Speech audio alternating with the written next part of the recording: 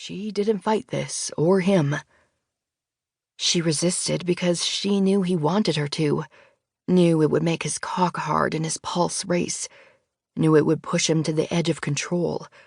She wanted to make sure that when it came to control, she had none. The thought of the cuffs? Cuffs, she knew were coming, made her pussy clench with heat. Which was just damn weird to me, but there was nothing I could do about it. I was a witness and participant, but I wasn't really here. I felt like a ghost inside her body, living someone else's fantasy. Hot fantasy, sure, but not real. This wasn't real. This body was all about letting the big brute do anything he wanted. My mind had other ideas, but I had no control here. This body wasn't mine. The thoughts going through my head weren't mine either. This woman, me, whoever I was right now, wanted to push him. She wanted to be dominated.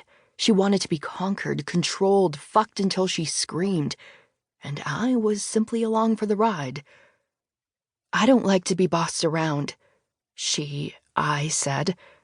Liar.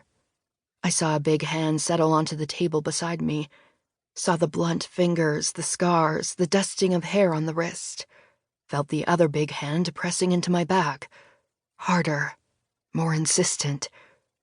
I hissed when my breasts came into contact with the hard surface, and I put my elbows out to keep from being lowered all the way.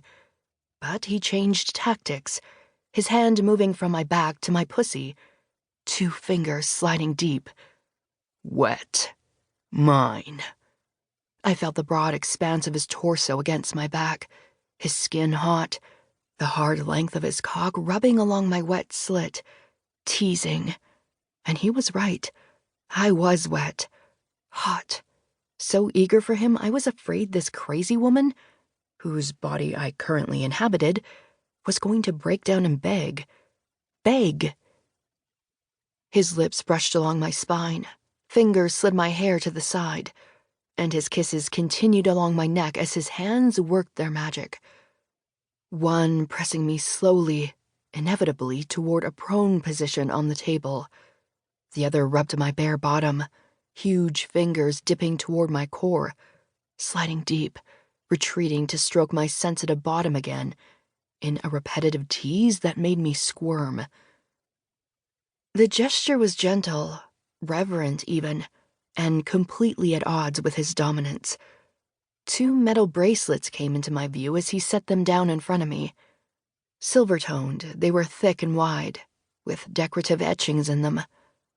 The sight made me hotter, the woman's reaction nearly orgasmic.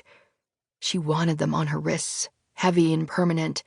They would mark her as his mate, forever. I had no idea where they came from, but my mind wasn't working properly and I couldn't figure it out. Not with the soft lips, the flick of his tongue, the prodding of his cock over my slick folds, and the rush of longing filling me. The bracelets looked old and matched ones that were already on his wrists. I hadn't noticed them before now, but that didn't surprise me. He shifted, opening one and putting it on my wrist, then the other. Even though I was pressed into the table by his formidable body, I didn't feel threatened. It felt like he was giving me a gift of some kind, something precious. I just had no idea what. They're beautiful, I heard myself say. He growled again, the rumbling of it vibrating from his chest and into my back. Mine. Bad girl. Fuck now. I had no idea why I'd be a bad girl, especially if his cock was as big as it felt. I wanted it. Yes, do it. I spread my legs wider, not sure what he expected, but knowing I didn't care. I wanted him to fuck me now. I didn't want to be good. I wanted to be bad. Very, very bad. Evidently, I'd lost my mind because I had no idea what he looked like, who he was, where I was. But none of that mattered. And why did the idea of being manhandled or even spanked appeal like it never had before? He shifted.